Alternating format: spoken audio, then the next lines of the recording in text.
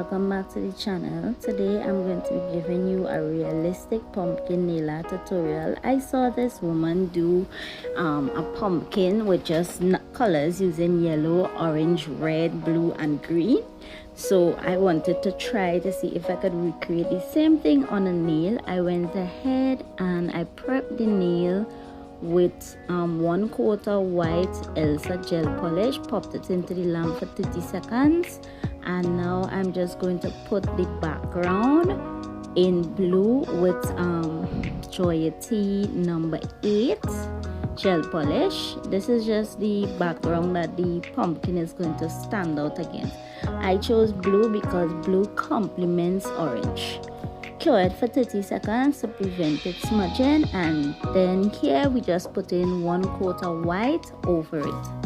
Cure for 30 seconds, and I am using Joyety number T02 to do the outline of the pumpkin. You want to start with just a circle, put a dash right under the line, do a cylinder, bent or straight, and the lines on either side, one facing, one away. And you just outline the pumpkin. You could outline your pumpkin if you want to start outlining your pumpkin in a different color.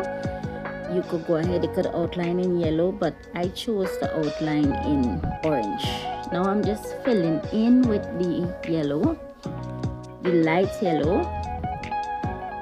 Cure it for 30 seconds. Mix the orange with a little bit of clear gel polish and just use it to darken the shading around the pumpkin. This will help it to give it some kind of depth, to make it look like, okay, here is where it has corners or something. Next, for even deeper color, you want to mix some red in clear and just go right back around the edges again to give it a darker, more kind of popping vibe to the shadow, to make it a little darker, because we're not really supposed to be using black in this design, but I will end up using some black later down, but I will just mix it to darken colors, not full on black. Here you want to mix green and yellow to create the base for the stem. I just did it lightly, pop it in, cure it, then I'm adding some red to make it a little bit darker, and outline it again when it comes out of the lamp to make it a bit darker, not dark but a little bit darker. And here now I'm just adding a little bit more green to make it even darker, so it's showing up like a perfect green. Then we're going to use a little bit of blue and clear to create a shadowing on the bottom of the pumpkin, to show like a cast shadow of the pumpkin.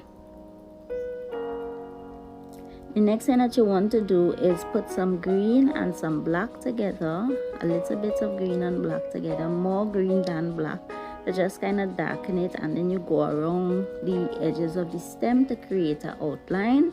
And with red and a little bit of black, you're going around the pumpkin to define it even a little bit more. Then we mix in yellow and orange together to fill in the pumpkin and make it a little bit darker, a little bit more detailed. Then we go in with blue and green, dark blue and black,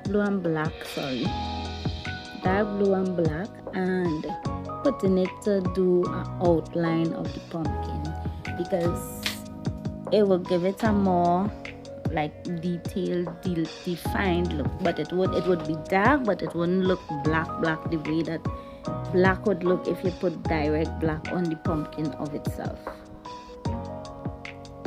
Here I'm just touching up on the shadows, making it a little darker to my desired darkness. You could do what suits you. Afterwards, you pop it into the lamp, 30 seconds, and then here I'm just creating a little sprig on the pumpkin to show that it was on a vine, and I pull it off the vine, trying to make it as realistic as possible. You don't have to do this part if you don't want to, but I wanted to because I think it put a nice little extra touch on it, so that is why I did this part. After you have perfected your little twig, if you do the little twig or vine or whatever, you pop it into the lamp, give it a full cure, full 90 seconds cure, and then you want to go ahead and get out your different top coats. You could go shiny or you could go matte. I usually go shiny first, pop it into the lamp for 30 seconds, and then I do matte because my matte top coat tends to drag my designs and mess it up. So for protection, I just use the shiny first, cure it, and then put the matte top coat. Here I'm just putting a little bit of glitter dust, gold glitter dust on it because I think it makes it look nice. And these are the final reveal of the photo. Please like, share, subscribe, and thank you for watching the video. Hope you join us next time. Have a great day.